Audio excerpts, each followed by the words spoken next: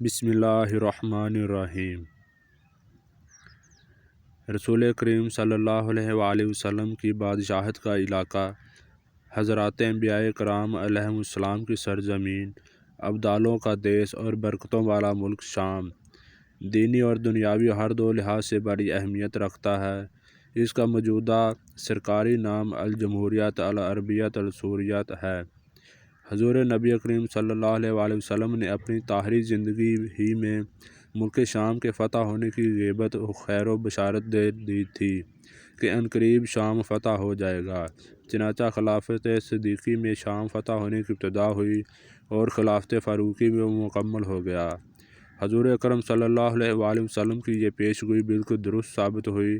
Number 2، ملک شام کی فتوحات اور وہاں اسلامی حکومت قائم ہونے سے دین اسلام کو بے حد قوت و شوکت اور اسلامی ریاست کو زبردست وسعت برکت حاصل ہوئی۔ ہم یہاں اس عظیم ملک کی عظمت و شان اور اہمیت و حیثیت کو بیان کریں گے۔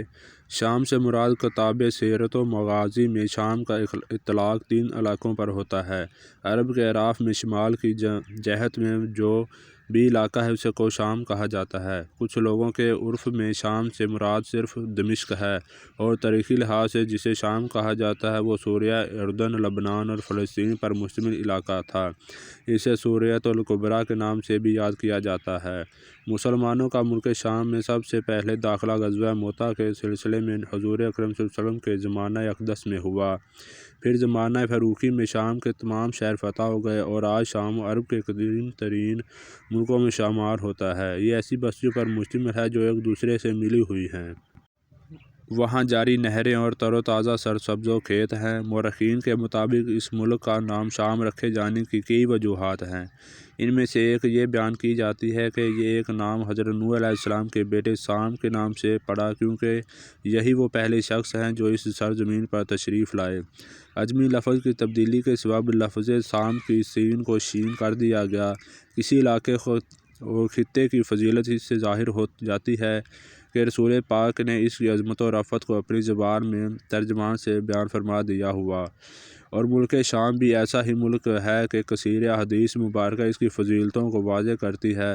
یہاں چند ذکر کی جاتی ہیں۔ حضرت عبداللہ بن عمر سے روایت ہے کہ حضور صلی اللہ علیہ وسلم نے دعا کی، اے اللہ پاک ہمارے شام میں برکت دے اور اے میرے پروردگار ہمارے یمن میں برکت عطا فرما۔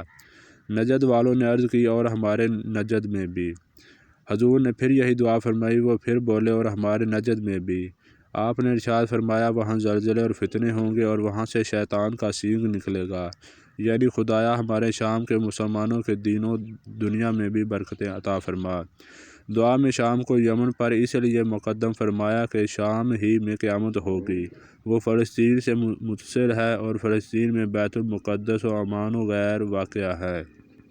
40 ابدال وہاں ہی رہتے ہیں۔ بعض لوگوں نے کہا ہے کہ مدینہ منورہ بھی ایک شام کا شہر ہے۔ بہرحال شام بہت افضل علاقہ ہے۔ حضرت ابو امامہ سے مروی ہے کہ رسول پاک نے فرمایا، ملک شام اللہ پاک کا چنا ہوا شہر ہے اور وہ اپنے چنے ہوئے بندوں کو اس میں جمع فرمائے گا۔ ایسا کیوں نہ ہو کہ رحمت والے فرشتے اس ملک پر اپنے پر پھیلائے رہتے ہیں۔ حضرت زید بن ثابت سے مروی ہے کہ ایک دن ہم حاضر تھے، رسول کریم نے فرمایا شام کے لیے خوشخبری ہے، بے شک رحمانہ عز و جل کے فرشتے اس پر اپنے پر پھیلائے رہتے ہیں۔ حضرت ابن حوالہ سے مروی ہے کہ رسول پاک نے ارشاد فرمایا عنقریب یہ ہے کہ صورت پیش آئے گی کہ تمہارے مختلف لشکر ہو جائیں گے، ایک شام کا لشکر، ایک یمن کا لشکر اور ایک عراق کا لشکر۔ حضرت ابن حوالہ نے عرض کی یا رسول اللہ، اگر میں یہ صورتحال پاؤں تو کس کو اختیار کروں؟ ارشاد فرمایا شام والوں کے ساتھ رہنا، کیونکہ وہ اللہ کی زمین میں بہتر ہوگی اور اللہ تعالیٰ اپنے نیک بندوں کو اس میں جمع کر دے گا۔ اگر تمہیں یہ قبول نہ ہو تو یمن والوں کے ساتھ رہنا اور اپنے حوضوں سے پانی پینا، اور اللہ پاک نے شام اور اس کے رہنے والوں کا میری خاطر ذمہ لے لیا ہے۔ شام والوں کے ساتھ رہنے کا حکم اس لیے دیا کیونکہ فتنوں کے دور میں ایمان و عافیت کا مقام ملک شام ہوگا۔ چنانچہ ایک روایت میں ہے، سن لو جب فتنے واقع ہوں گے تو ایمان ملک شام میں ہوگا۔ اللہ کے رسول نے فرمایا جب اہل شام بگڑ جائیں گے تو پھر اس امت میں کوئی خیر باقی نہیں رہے گا۔ اور میری امت میں سے ایک گروہ وہ ہمیشہ ایسا رہے گا کہ جسے قیامت تک خدائی نصرت شامل حال ہو رہے گی۔ جو انہیں ذلیل کرنا چاہے وہ ان کا کچھ بھی نہ بگاڑ سکے گا۔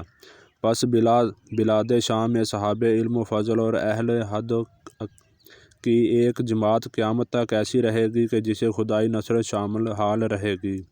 امام ابن تیمیہ نے ایک لطیف نکتہ یہ بیان کیا ہے کہ خلق و امر میں مباد و معاویہ اور شام ہیں۔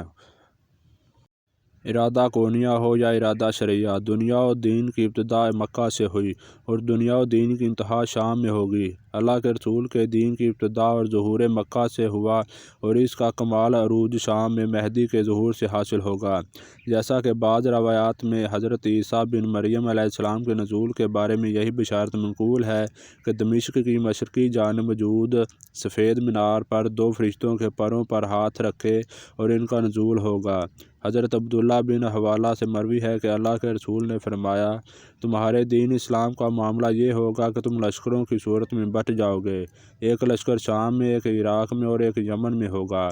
ابن حوالہ نے کہا، اے اللہ کے رسول، اگر میں اس زمانے کو پالوں تو مجھے اس بارے میں کوئی وصیت فرما دے۔ آپ نے فرمایا، شام کو پکڑ لے، کیونکہ وہ اللہ کی زمینوں میں سے بہترین زمین ہے، اللہ کے بہترین بندے اس کی طرف کھنچے چلے جائیں گے۔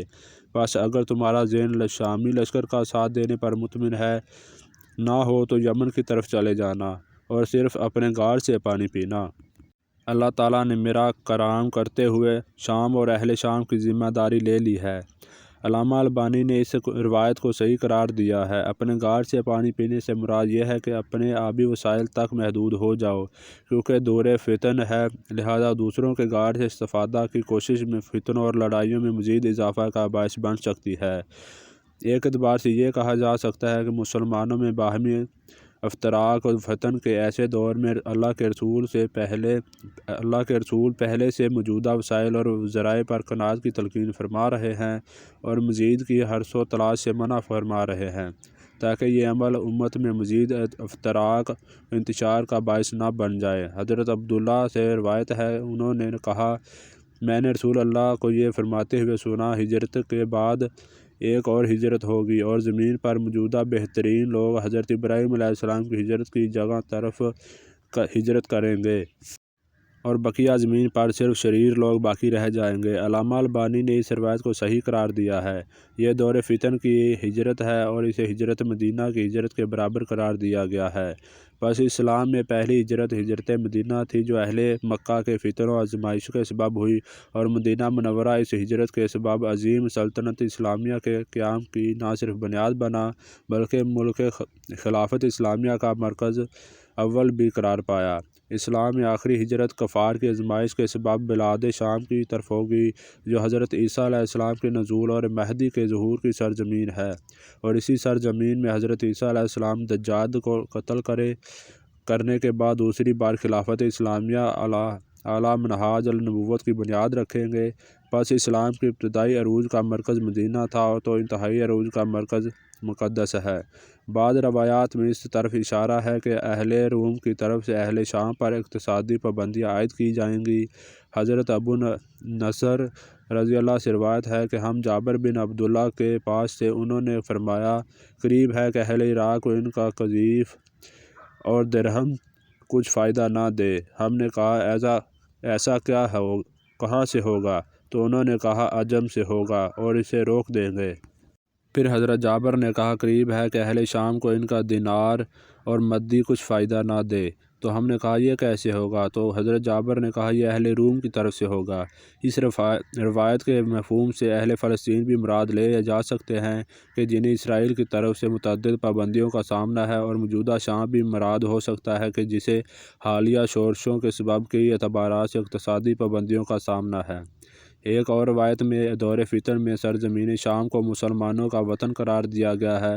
حضرت سلمہ بن نفیل کندی سے روایت ہے، انہوں نے کہا، میں اللہ کے رسول کے پاس بیٹھا تھا کہ ایک شخص نے کہا، اے اللہ کے رسول، لوگوں نے گھوڑوں کی حقیر سمجھ لیا ہے اور ہتھیار رکھ دیے ہیں اور یہ کہہ رہے ہیں کہ اب کوئی جہاد نہیں ہے، جنگ ختم ہو چکی ہے۔ اللہ کے رسول اس شخص کی طرف متوجہ ہوئے اور کہا، یہ لوگ جھوٹ بول رہے ہیں، جنگ تو اب شروع ہوئی ہے اور میری امت میں سے ایک جماعت ہمیشہ حق پر لڑتی رہے گی اور اللہ تعالیٰ اقوام کے دلوں کو ان کے تابع کر دے گا اور اللہ تعالیٰ انہیں ان سے رزق دے گا یہاں تک کہ قیامت قائم ہو جائے اور اللہ کا وعدہ آ جائے۔ گھوڑوں کی پیشانیوں میں قیامت تک کے دن کے لیے خیر باندھ دی گئی ہے۔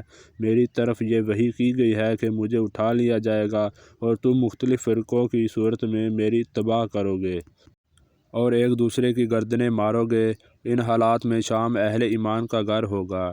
علامہ البانی نے اس روایت کو صحیح کہا ہے۔ مختلف فرقوں سے مراد مذہبی اور جغرافیائی بنیادوں پر امت مسلمہ کی تقسیم ہے۔ دور فتن میں مختلف مکاتب فکر کے پیروکار اور ممالک اسلامیہ کے باشندے اپنے اپنے طور اللہ کے رسول کی اتباع کریں گے۔